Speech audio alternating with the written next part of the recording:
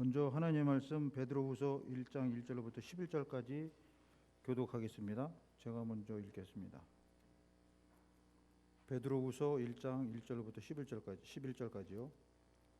예수 그리스도의 종이며 사도인 시몬 베드로는 우리 하나님과 구주 예수 그리스도의 의를 힘입어 동일하게 보배로운 믿음을 우리와 함께 받은 자들에게 편지하노니,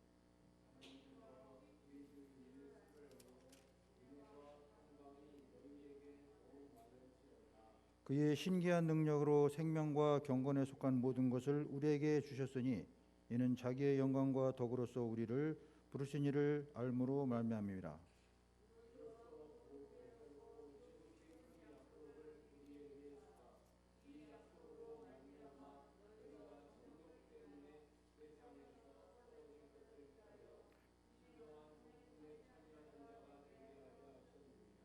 그러므로 너희가 더욱 힘써 너희 믿음의 덕의 지식을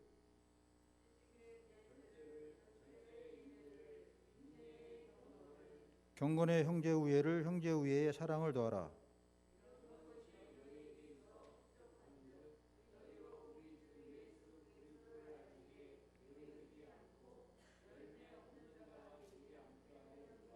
이런 것이 없는 자는 맹인이라 멀리 보지 못하고 그의 옛죄가 깨끗하게 된 것을 잊었느니라.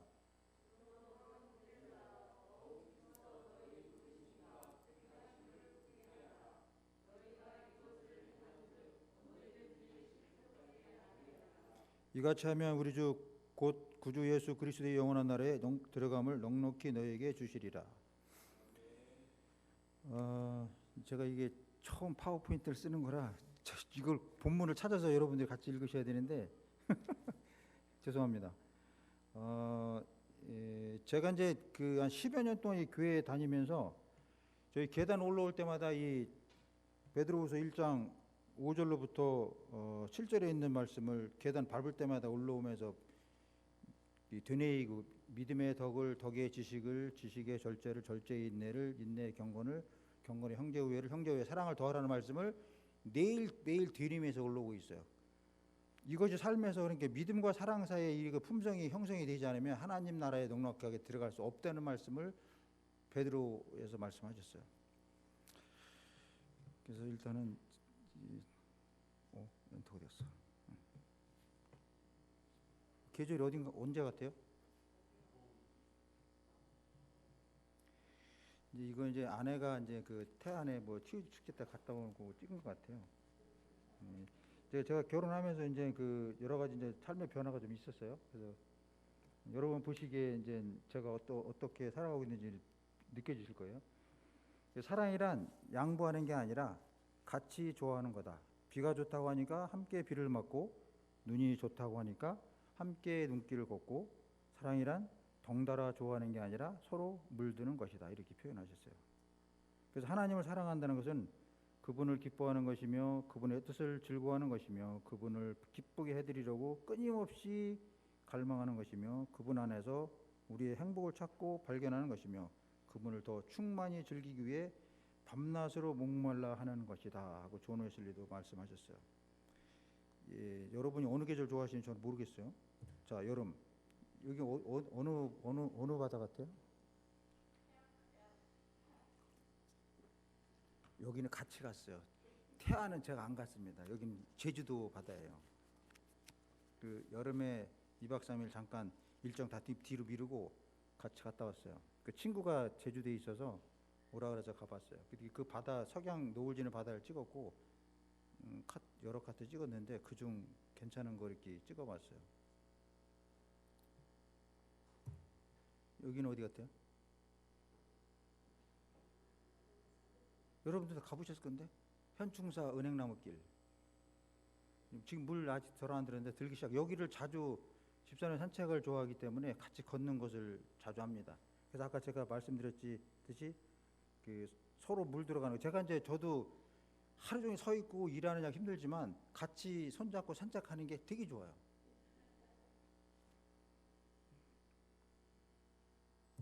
여기는 어디 같아요?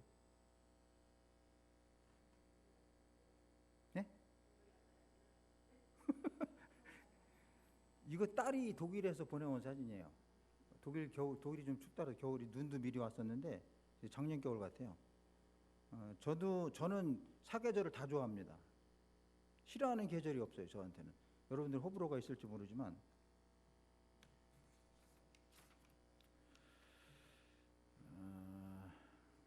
제가 이제 오늘 말씀드리고 싶은 것은 신자답게 사는 것이라는 것을 주제로 삼았는데 저에게 해당되는 말씀이라 괜히 그 귀에 거슬리는 말이 나올지라도 이해해 주시기 바랍니다. 온두라스 지방의 그 남부점에 큰 강 출루테카 강의 다리가 있어요. 쳐야지 나오는구나. 이거 본문 말고 여기 있네요. 이게 이제 그 허리케인이 해마다 지나가서 모든 다리가 끊어질 지경에 있는 온두라스 지방 정부에서 나라에서 이제 끊어지지 않는 다리를, 무너지지 않는 다리를 세우고 싶다 그래서 일본 건설회사하고 3년 만에 이 484m를 1998년에 준공을 했는데 그해 가을에 정말로 미치라는 저기 허리케인이 강타를 했어요. 그래서 이 다리는 안 무너지고 다른 데 다 무너졌답니다. 실제로. 근데 여러분 잘 보시면 예? 키워야 돼요? 아니요, 저 그거 못해요. 이 강 밑으로 강 위에 다리를 놨던 건데 물줄기가 바뀌었죠. 양쪽에 도로가 다 유실되고 그래서 유명무실한 다리가 돼버렸어요.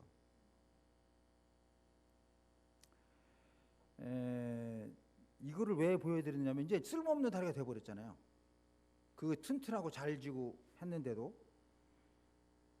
근데 이제 이 세상도 바뀌어가고 있잖아요. 지금 코로나 팬데믹으로 인해서 거의 3년 동안 코로나로 휩쓸고 지나가다 보니까 여러분의 믿음은 어떨지 모르지만 변하지 않는 부분이 분명히 있죠. 세상은 삶의 변화를 요구하고 있어요. 주변 상황은 급변화가 있는데도 우리는 끔찍도 않고 저 다리처럼 머물러 있다 보면 교회도 기업도 인생도 결국엔 아무도 찾지 않는 저기 유명무실한 그 관광객이 몰려드는 다리가 되어버릴지도 모르지 않겠습니까? 저는 이거를 보면서 제 자신이 심각하게 느껴졌어요. 저는 과연 변하고 있을까? 이 세상의 변화에. 제가 늘 답답해 하는 게 저희 재림교인들이 어느 그 기독교 종교 종파보다도 많은 것을 알고 있고 실제로 그런 삶을 살아가시는 분들이 많아요. 근데 변화에는 너무도 미온적인 것 같아요. 여러분이 지금 아까도 저 양 교장님 말씀하시는데 여기는 뭐 자득 차고 여기는 늘 벼 있다고 말씀하셨는데 이대로 10년 가시면 이 교회가 어떻을 것 같아요? 김멸 청년 혼자 남아 있을까요? 여러분들이 10년 후면은 거의 물론 제가 악담하는 게 아니라 이제 교회 나오고 힘들어지시고 여러 가지 상황이 변화가 될 거 아니에요. 근데 지금도 자기 자신의 삶이 변해야 되는데 변하지 않는다면 이런 상황이 이런 출루테카 다리, 강의 다리처럼 안 되라는 법이 어디 있겠습니까? 정말 저는 가슴이 아파요. 옛날에 신앙이 어떻고 옛날에 그 무용담을 많이들 하시는데 여기 결국 우리에게 앞에는 두 가지 옵션이 있다고 이분도 지적을 하셨어요. 과거의 영광에 안주하면서 언젠가 강이 다시 돌아오기만을 기다릴 것인가? 아니면 힘들지만 달라진 강의 위치에 세운 다리를 놓을 것인가? 여러분은 어떤 거 선택하시겠어요? 강이 돌아오기만을 계속 기다리겠습니까? 다리 밑으로? 아니면 저 다리 양옆에 다리를 놔서 다시 원래적인 그 다리의 기능을 하시겠습니까? 이거 저에게도 엄청난 질문이었고 여러분들에게도 그 마음을 이렇게 강타하는 질문이 될 수도 있어요. 아니면 아닌 사람이 있을 수 있고 저거에 나하고 무슨 상관이 되게 생각할 수도 있겠지만 지금은 시대가 변하고 있어요.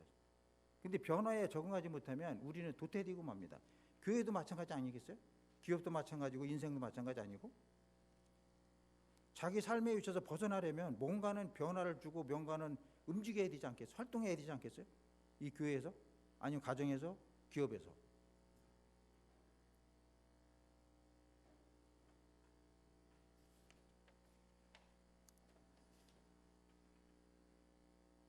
뒤로 가는 거 어떻게 하는 거죠?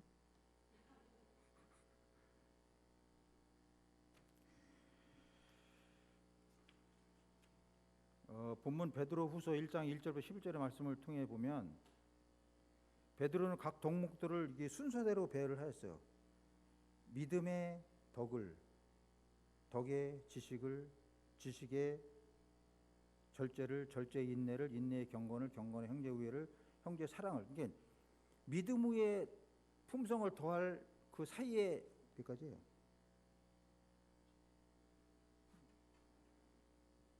덕, 지식, 절제, 인내, 경건, 형제 우애, 사랑 6가지.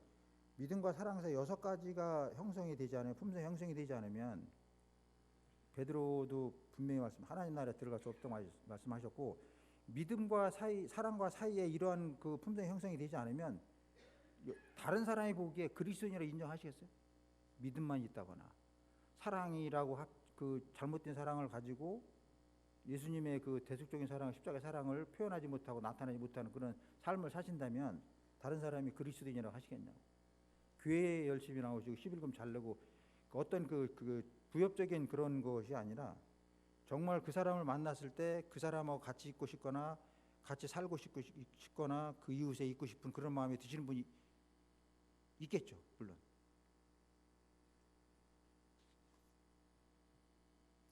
그래서 제가 이거를 예전에도 한번 다뤘던 것 같은데 다시 한번 이거를 말씀하신 이유가 무엇인지 한번 생각해 보시기 바랍니다.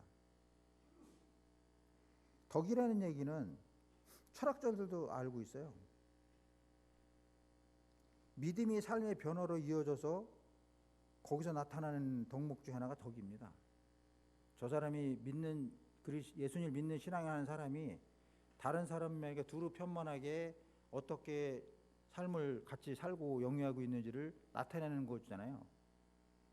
저희만 하늘나라에 가려고 발버둥 치는 신앙을 보면 옆에서 있는 사람들은 어떻게 생각하시겠어요? 여러분은 행복을 목표로 삼으시겠지만 행복이 혼자 늘 수 있는 특권이 아니잖아요. 주변 사람이 행복해야 나도 행복해지는 건데 그걸 아시면서도 다른 사람들에게 내가 희생하고 헌신하는 것은 너무도 미약한 거 아니겠어요? 저부터 마찬가지입니다. 저도 아침에 새벽 6시에 일어나서 저녁 8시에 들어오는데 이거 순서를 한 달 반 전부터 준비한다고 제목을 적어놓고 책상에 가면 책이 5-6권이 늘어져 있는데 정리가 안 됐어요. 어제 밤에 10시까지 다행히 어제 낮에 그 우리 저기 일하는 일터에서 은퇴하신 교수님이 커피를 3잔을 농급해 주시는 바람에 잠을 못 잤어요. 어제. 그래서 그거 준비해서 가까스로 이렇게 해갖고 왔는데 좀 창피합니다. 그나마 그래도 이런 순서를 통해서 제가 책도 많이 읽고 기도도 좀 많이 해. 부족하니까, 연약하니까. 저도 말주변도 없고 들어있는 것도 별로 없으니까 일은 잘하는데 이거 뭐 다른 사람이 캐는 거는 부족하거든요. 다행히 제가 그래도 저희 집사람 만나서 많이 그래도 한 단계 업그레이드 됐잖아요. 이거 띄울 줄 알고. 자랑 아니지만 제가 부탁을 드렸어요.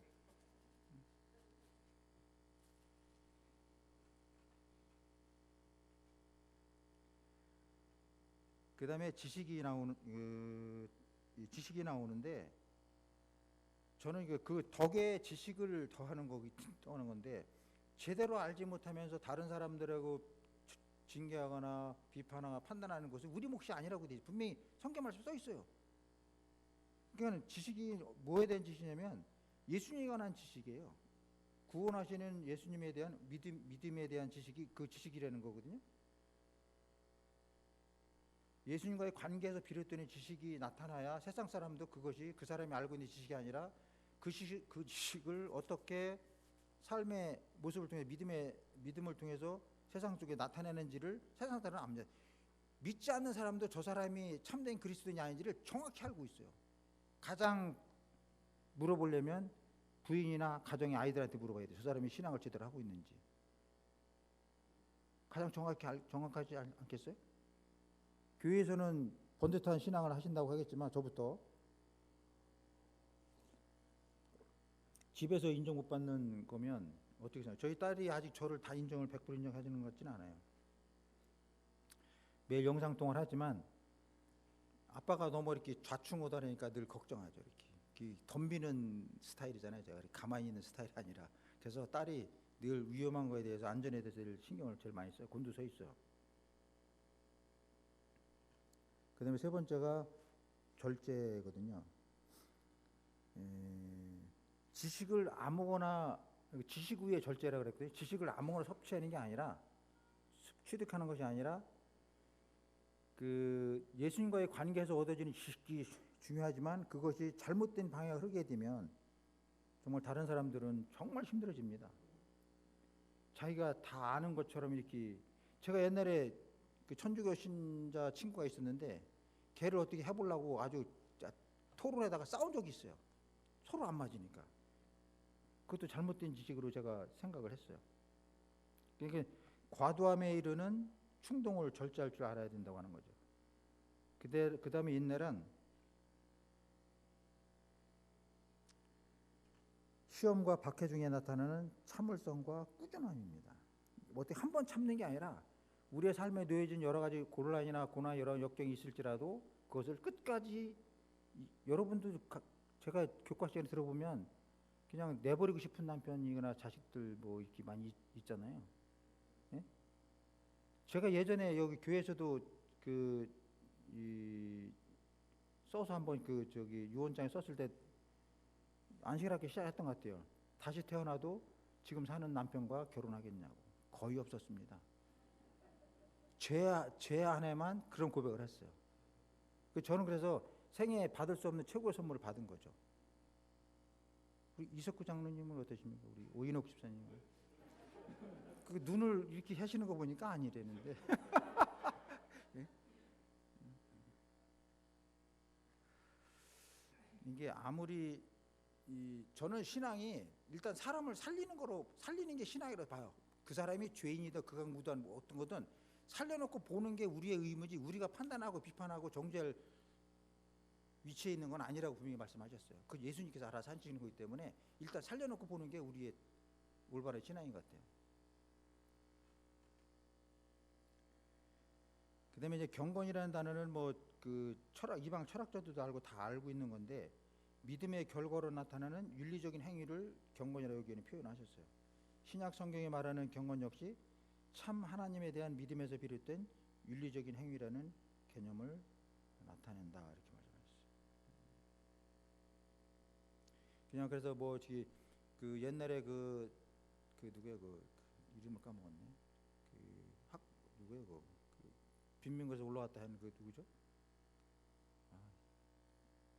그 사람이 지나가는 건 딱 정확한 시간에 지나서 그 시간을 알 수 있는 그 시간만 지나가기 때문에, 산책하거나 밥 먹거나 그 시간에 지나가기 때문에 그런 것이 경건이라고 보지는 않아요. 경건이라는 것은 저 생각하기에는 이 어떤 상황에 휩쓸려 흔들리지 않고 자기 노선을 끝까지 가는 사람의 모습이라고 저는 느껴져요. 그다음에 형제우애란 그리스도인들이 하나의 가족과 같이 된다는 뜻으로 여기 표현하셨어요. 그래서 경건함은 서로에게 친절한 공동체를 낳는다. 우리도 이 북소형교회가 정말 사랑의 공동체, 이 가족 같은 분위기, 지금 한 40명 정도 되잖아요. 지금 나오신 분들이. 가족같이 느껴지시는 분 손 들어보세요. 김매일 청년도 안 드는 거 보니 아무도 안 들어요. 이제 드는데 반찬 몇 개 갖다 줬다고 가족이 아니에요, 사실은. 저는 이제 그 가족 같은 분위기라는 얘기는 그 사람에 대해서 관심을 갖고 전화도 드리고, 죄송합니다, 최홍렬 집사님, 전화도 한동안 못 드렸어요. 아침에 새벽에 나가서 저녁에 들으니까 폐를 끼치는 것 같아서. 자, 잘 생각해 보세요. 여러분 낮에 성령께서 여러분에게 그 사람을 생각나게 합니다. 그럼 바로 전화하셔야 돼. 지나가면 다시 귀에 안 옵니다. 우리 심정무 집사님도 오늘 나오셨는데 다음 주에 방문 예배 드리러 가겠습니다. 다음 주에 잡아놨습니다. 목사님 오늘 안 계시기 때문에 제가 이렇게 헛소리 하고 있는데 새겨 들으시기 바랍니다. 가족 같은 분위기는 정말 그 사람이 어떤 생각을 하고 있으며 어떤 삶에 어려움이 있는지를 아셔야 돼. 근데 여기 지금 코로나 3년 딱 지나고 나니까 전부 남남이잖아요. 등만 보고 가잖아요. 그래서 저희가 이제 구역번도 하기로 하고 뭐 이제 식사도 하기로 하고 여러 가지 이렇게 친교를 나누는 하지만 예전같이 안 들어옵니다. 여러분 들어오실 것 같아요? 엊그제 식사 당번하려고 해라 했더니 거의 투표가 반반 나와서 해자 반 안 해자 반 잘못 이해를 하셔갖고 왜 그렇게 교회가 됐는지 모르겠어요. 자, 식사하는 거는 우리끼리 먹자는 얘기가 아니라 모처럼 오신 손님이, 저 예전에 거린이 밥 먹으러 온 적이 있었어요. 두 분 세 분 오셨는데 그분들이 와서 먹고 가는 게 저는 그렇게 감사하고 고마웠어요. 낯선 사람이 한 사람이 와서 이 교회에서 먹고 마음이 돌아오신다면 여러분이 아무리 전도하고 선교한다고 보다 더 큰 일이에요. 사실은 그게 왜 우리끼리 먹는 거라고만 생각하세요? 저는 그게 정말 가슴이 아팠어요. 왜 나만 생각하는지.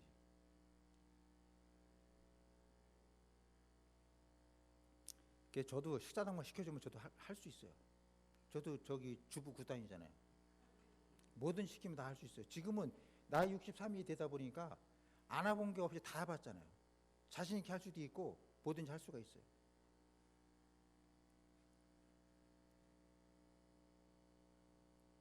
정말 가족이 되려면 내가 먼저 그 사람의 가족이 돼야 상대방도 가족이라고 느껴지는 거 아니에요? 다른 사람의 가족이 되길 기다리신다면 안 돌아올 수도 있어요. 그 기회가 안 돌아올 수도 있어요. 정연아 씨는 가족같이 느껴지십니까? 오늘 방문하실 건데 대답해 주시면 왜 가족같이 안 느껴지시는 거예요 지금? 왜 어려운 사람들에 대해서 그냥 지나칠까요? 사마리아인 외에는 제사장이나 율법사들이 다 왜 레위인이 지나갔을까요? 자기만 생각했기 때문에 그렇습니다. 남을 먼저 생각하는 게 가족의 기본이고 어머니들은 그게 조금이나마 이렇게 형성이 돼 있어요. 근데 아버지들은 그게 잘 안 돼요. 김무열 청주도 나중에 결혼해 보면 내가 자꾸 이제 청년이 혼자밖에 없으니까 자꾸 얘기는 우리 최영학 집사님도 오고 재민이 아빠도 와 있지만 남자는 어머니하고 좀 달라요.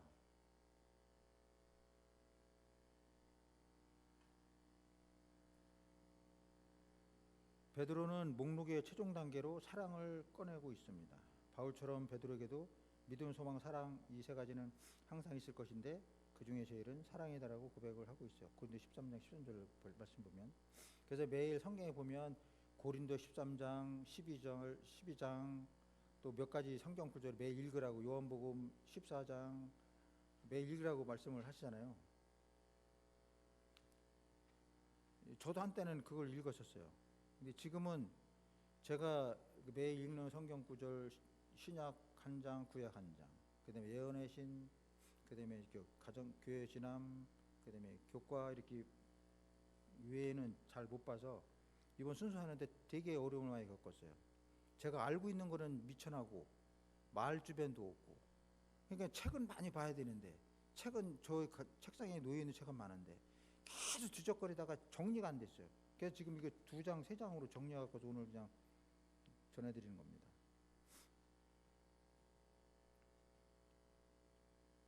베드로의 목록은 그러므로 너희가 더욱 힘써라고 되어 있어요. 믿음 앞에 힘써라는 말이 있습니다. 이게 힘쓰지 않으면 이루어질 수 없는 얘기. 그다음에 믿음이 없으면 나머지 덕목들이 우리 힘으로 이루려고 하는 그런 잘못된 어떤 이렇게 다른지 쳇바퀴 돌아가는 그런 걸 할 수 있다는 얘기죠. 우리의 노력으로 이루어질 수는 없는 거거든요.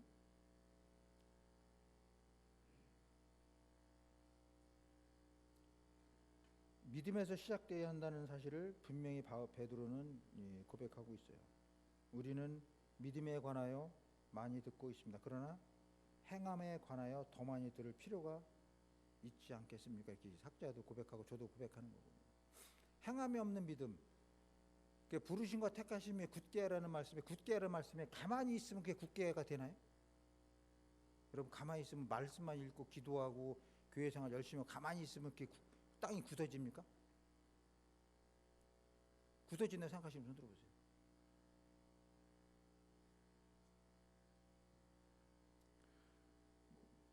우리가 뭐를 하려고 하면 분명히 벽이 부딪히고 장애 부딪히고 고난이 닥쳐요. 근데 그것을 정면 돌파하지 않으면, 그걸 피하려고 하게 되면 피할 수는 있겠죠. 그런데 땅은 굳어지지 않습니다. 여러분들은 나이 드셔서 못하신다고 생각하시고 고백을 하시고 어떤 교회에 대수사가 있으면 빠지고 싶은 마음이 더 간절하시죠. 제가 재작년에 그 어르신들만을 맡았을 때는 저희 교회에는 은퇴란 없다고 제가 말씀을 드렸는데 지금 은퇴하고 싶으세요? 은퇴하시고 싶으면 은퇴하셔도 됩니다. 제가 반을 안 맡아서 그런지 모르지만 저는 제 나이 평생에 제가 얼마 먹지도 않았지만 은퇴하고 싶지 않아요. 일선이든 교회 일이든 어떤 일이든 저는 시켜주면 다 하고 싶어요.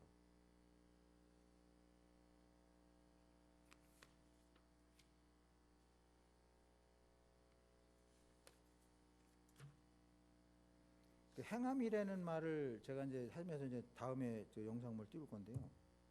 자, 보시면 도보 해협에서 이 칼레하고 거리가 저기 몇 마일이라고 그랬어요? 20마일이면 32km, 1마일이 1.609km잖아요. 그럼 32km거든요. 여러분도 아시다시피 노블리스 오블리제라는 말 들으면 로마의 어떤 귀족들만 생각하시게 되죠. 근데 이 칼레라는 도시가 그 예화로 많이 올라와요. 인터넷에 올라오는데 원래 노블리스는 닭의 벼슬을 의미하고 오블리제는 달걀의 노른자를 뜻하는 말인데 두 단어를 합성해서 만든 노블리스 오블리자라는 말은 닭의 사명이 자기의 벼슬을 자랑함에 있지 않고 알을 낳는 데 있음을 말하고 있는 것으로서 즉 사회 지도층의 도덕적 의무를 강조하는 말로 사회로부터 정당한 대접을 받기 위해서는 자신이 누리는 명예만큼 의무를 다해야 된다고 의미하고 있어요. 그래서 옛날 역사로 올라가 보면 제가 이 지도를 보여드렸는데 영국과 프랑스가 100년 전쟁을 치렀습니다. 가장 지루한 전쟁을 치렀어요. 그 도시가 칼레라는 도시가 이 저항을 너무도 오래 해서 그 지원군이 안 와서 그 결국 영국군에 정복당했지만 저항을 너무 세게 해갖고 그 영국 왕 에드워드 3세가 화가 잔뜩 났어요. 인구는 12만 항구 도시 조그만 도시인데 끝까지 함락을 하는 과정에서 너무도 힘들었기 때문에 영국 왕이 제안을 했어요. 너희 중에 6명이 대표로 사형장 이슬로 다른 사람들 생명을 담보로 조건으로 나와라 그랬을 때 누가 나간지 아십니까? 그 칼렛의 제일 부자인 제가 써놓은 것도 못 찾겠네. 그 위슈타 슈드가 제일 먼저 나왔고요.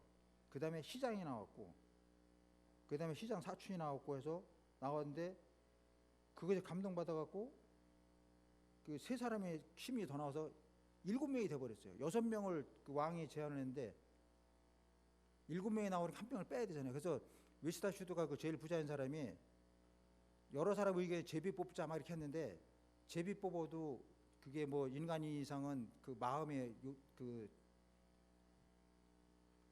정직하지 못하기 때문에 그러지 말고 내일 아침에 서영장에 제일 늦게 나오는 사람을 빼자 이렇게 했어요. 근데 위슈타 슈드가 안 나타났어요. 그래서 사람들 의아해서 제일 먼저 나온 사람이 가봤더니 먼저 죽었어요. 왜 죽었냐면 처형을 자원한 7명 가운데 한 사람이라도 살아남으면 순교자들의 사기가 떨어질 것을 생각하여 자신이 먼저 죽음을 택한 것이죠. 어떤 고난이나 상황에 앞서서 여러분들의 모습은 어떻습니까? 이게 어떤 큰 사건이 아니라 교회 일이든 세상 일이든 어떤 일이 발생했을 때 그거를 해결하려고 뛰어드는 사람이 있는가 하면 나는 밭에 가야 돼, 장사를 가야 돼, 뭐 소팔러 가야 돼, 뭐라고 다 떠나는 거잖아요. 예수님은 이렇게 하자고 선언을 했는데 나머지 제자들은 다 도망간 거잖아요. 여러분들의 모습은 어때요? 어떤 일이 교회 중심의 생활을 하세요? 말씀 중심의 생활을 하세요? 어떤 생활을 하세요? 입술로는 고백을 하지만 실제로는 그렇지 않는 부분이 많이 있잖아요. 이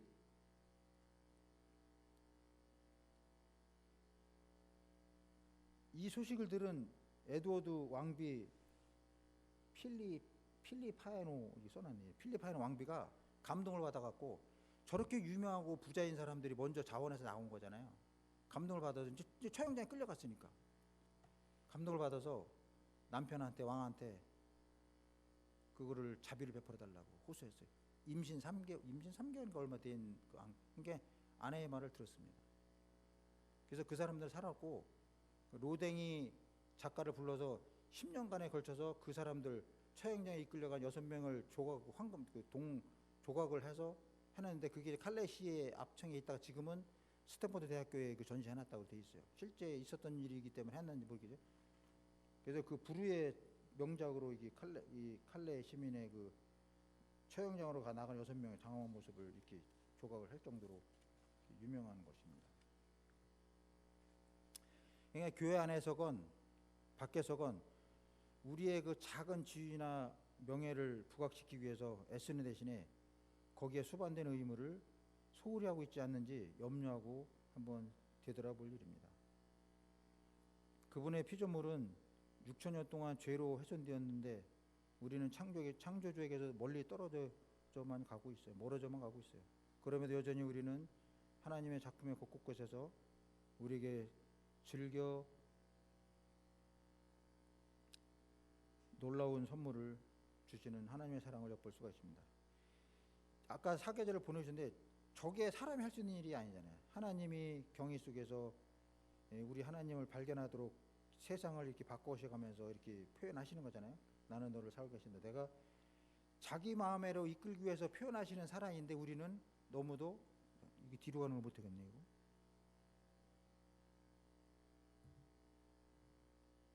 뒤로 가는 건 안 가르쳐 줬어요. 봄, 여름, 가을, 겨울에 하나님의 사랑에 표현하셨는데 그게 왜 표현하셨냐 그러냐면 우리의 마음을 창조 하나님께서 이끌게 하시기 위해서. 그게 사람이 할 수 없는 일이죠. 물들이고 뭐 눈 오게 하고 비 오게 하고 저 성경에 다 써있죠. 곳간에 바람이 있고 비도 오게 하고 천둥번개 그것이 하나님의 섭리아래 이루어지는 것인데 우리는 잘못 뭐 하나님 심판처럼 생각하고 그게 아니에요. 하나님은 사랑이시다. 늘 얘기지만 하나님은 우리를 자기에게 이끄시기 위해서 여러 가지 상황을 이렇게 주시는 거라고 생각하시면 여러분의 앞날에 지금 사시는 날에 고난이나 고통 여러 가지 어려운 일이 닥쳤을 때라도 하나님께서 우리를 내게로 와라. 내가 다 해결해주고 싸우고 뭐 해주겠다. 이거 아니에요. 그러면 그의 태도로서 우리의 태도는 열심히 와서 미리 와서 아직도 저희가 해결 안 되는 게 몇 가지 있어요. 핸드폰 소리 예배 중에 삐리리 울리는 거하고 예배 시간 미리 와서 여기 가서 기도하시고 말씀 보시고 하나님께 지나온 한 주간에 살아온 짐을 여기서 좀 벗고 가시면 좋은데 그냥 짊어지고 나가셔요. 말씀만 듣고 좀 일찍 오셔서 예배 찬양도 굉장히 좋잖아요. 우리 정경희 집사님, 이재민 집사님이 하시는데 같이도 하죠. 열심히 잘 부르는 게 은혜가 아니에요. 못 불러도 정말 혼신을 다해서 부르시면 마음의 응어리도 해결되고 뭔가 새 힘도 없고 막 이러는 거잖아요. 가만히 앉았다 그냥 가시면 여러분 나중에 세종대왕처럼 비만으로 살쪄서 돌아가셔.